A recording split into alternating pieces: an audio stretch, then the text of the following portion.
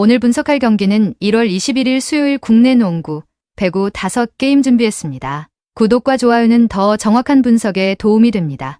바로 시작합니다. 첫 번째 경기 수원 KT 대 안양정관장입니다.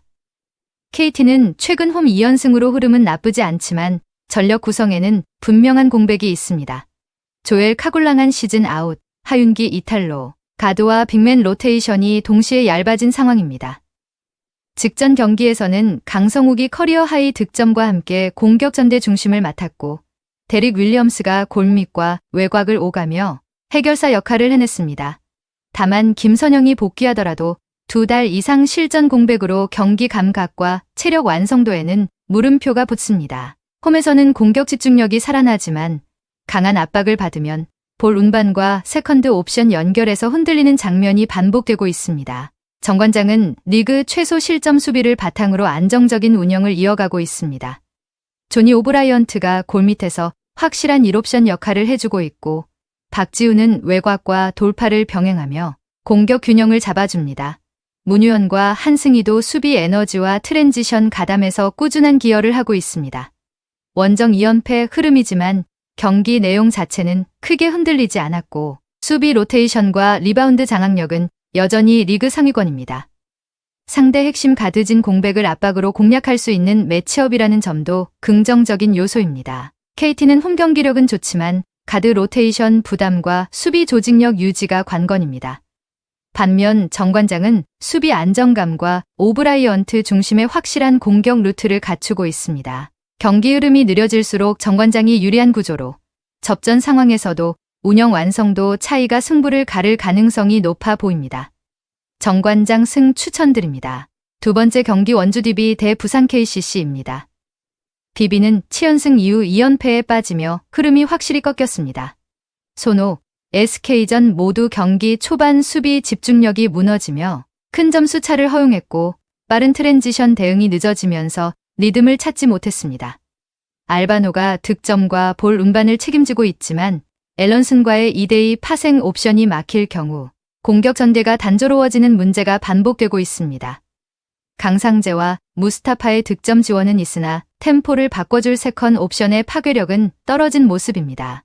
다만 홈에서는 6연승을 기록 중이라 초반 분위기 반전이 관건입니다. KCC는 KT전 패배에도 불구하고 전력 정상화가 가장 큰 변수입니다.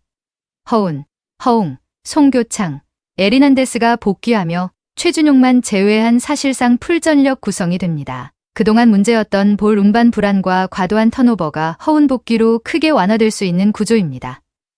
허웅의 외곽 화력과 송교창의 활동량이 더해지면 공격 밸런스도 안정됩니다. 최근 원정 성적은 좋지 않지만 전개 완성도와 라인업 파워는 시즌 초반과 비교해 확연히 다른 상태입니다. DB는 홈 강세에도 불구하고 최근 수비 집중력 저하와 공격 루트 단순화가 부담입니다. 반면 KCC는 핵심 자원 복귀로 전개 안정성과 득점 옵션이 동시에 살아납니다. 경기 흐름이 정상 템포로 흘러간다면 로스터 완성도에서 앞선 KCC가 접전 끝에 우위를 가져갈 가능성이 높아 보입니다. 세 번째 경기 BNK 썸 대 우리은행입니다. BNK는 연속 홈 2연전을 소화한 뒤 신한은행전에서 2차 연장까지 가는 혈투를 치르며 체력 소모가 극심한 상태입니다. 이소희와 김소니아가 득점을 대부분 책임지는 구조로 두 선수가 합계 50점을 올릴 만큼 공격 의존도가 높습니다. 문제는 빅맨 수비와 리바운드 싸움에서의 열세로 김도현과 박성진이 상대 외국인 빅맨을 상대로 밀리는 장면이 반복되고 있습니다. 연속 경기 일정 속에서 주전들의 활동량이 눈에 띄게 떨어졌고 후반과 연장에서 수비 로테이션 속도가 늦어지며 뒷심 부족이 드러났습니다. 우리은행은 하나은행전 패배로 연승이 끊겼지만 경기 내용 자체는 크게 나쁘지 않았습니다. 김단비가 득점은 적었으나 리바운드와 패스에서 중심을 잡으며 공수 밸런스를 유지했고 이명관이 외곽과 활동량으로 공격의 활력을 불어넣었습니다.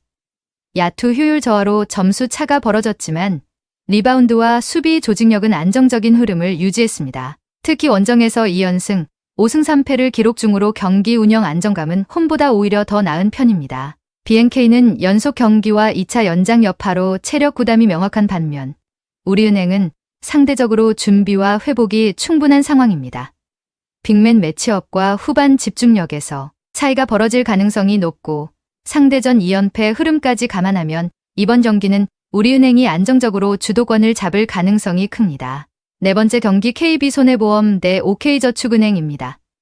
KB손해보험은 대한항공전 패배로 2연승 흐름이 끊기며 전력 공백이 그대로 드러났습니다. 비에나가 33득점으로 해결사 역할을 했지만 아시아 쿼터 모하메드 야쿠브의 이탈로 미들 블로킹과 연결 플레이에서 균열이 생겼습니다. 나경복 역시 무릎 통증으로 컨디션이 정상적이지 않아 아웃사이드 히터 쪽 공격 효율이 크게 떨어진 모습입니다. 특히 듀스 상황에서 3차례 접전 중 한 세트만 가져오며 뒷심 부족이 반복됐고 범실 관리에서도 불안 요소가 이어졌습니다. 홈 성적은 나쁘지 않지만 현재 전력 완성도는 시즌 초반보다 분명히 낮아진 상태입니다. OK저축은행은 최근 3연승으로 분위기가 매우 좋습니다. 삼성화재, 대한항공을 상대로 모두 풀세트 승부를 잡아내며 경기 운영과 멘탈 모두에서 상승세를 확인했습니다. 디미트로프가 연속 경기에서 30득점 이상을 기록하며 결정력을 책임지고 있고 블로킹 타이밍을 조정한 전술 변화가 효과를 내며 수비 안정감도 살아났습니다. 이민규 세터의 비속공 완성도가 높아지면서 공격 선택지가 넓어졌고 차지완, 전광인, 박창성, 오대희까지 고른 득점 분포가 나온 점도 긍정적입니다. 원정 성적은 아쉽지만 최근 경기력만 놓고 보면 상승 흐름이 뚜렷합니다. KB손해보험은 주전 공백과 컨디션 문제로 듀스 국면에서의 약점이 계속 노출되고 있습니다. 반면 OK저축은행은 디미트로프 중심의 결정력과 블로킹 전술 완성도가 올라왔습니다. 흐름과 전력 안정감을 종합하면 접전 양상 속에서도 OK저축은행이 승부처에서 한 발 앞설 가능성이 높아 보입니다. 다섯 번째 경기 현대건설 대 페퍼저축은행입니다. 현대건설은 정관장전 3대0 승리로 3연패 흐름을 끊으며 분위기를 반전시켰습니다. 스코어와 달리 매 세트 접전이었지만 승부처 집중력에서 확실한 차이를 보여줬습니다. 카리가 29득점으로 오픈 공격에서 해결사 역할을 맡았고 양효진의 속공과 김희진의 다이렉트 킬이 중앙에서 균형을 잡아줬습니다. 2세트에서는 자스티스의 서브가 상대 리시브를 흔들며 흐름을 완전히 가져왔고 3세트 듀스 상황에서도 블로킹 집중력이 살아났습니다. 홈에서는 7승 3패로 안정적인 성적을 유지하고 있고 공수 밸런스가 다시 정리된 모습입니다. 페퍼저축은행은 최근 5경기 1승 4패로 흐름이 좋지 않습니다. 조이 웨더링턴이 직전 경기에서 35득점으로 공격을 책임졌지만 리시브가 흔들리면서 세트가 진행될수록 공격 루트가 단조로워졌습니다. 박은서, 박정아의 득점 지원이 제한적이었고 강한 서브를 받았을 때 전개 속도가 급격히 느려지는 문제가 반복됐습니다. 4세트 듀스에서도 마무리 집중력이 떨어지며 흐름을 놓쳤고 원정에서는 2승 9패로 경기력 기복이 큰 편입니다. 한 명에게 의존하는 공격 구조가 부담으로 작용하고 있습니다. 현대건설은 연패를 끊으며 홈에서 공격과 수비 리듬을 되찾은 상태입니다. 반면 페퍼저축은행은 리시브 불안과 득점 편중으로 원정 경기에서 흔들리는 흐름이 이어지고 있습니다. 전체적인 전력 완성도와 홈 이점을 감안하면 현대건설이 비교적 안정적인 운영 속의 승부를 가져갈 가능성이 높아 보입니다. 오늘 분석의 종합 정리는 현대건설, OK금융, 우리은행 KCC, 정관장 승을 추천드립니다. 그 외 다른 픽은 저희 텔레방에서 매일매일 그날의 픽 올려드리고 있습니다. 오늘도 영상을 시청해주셔서 감사드립니다. 행운, 행복 가능한 하루 되시길 기원합니다.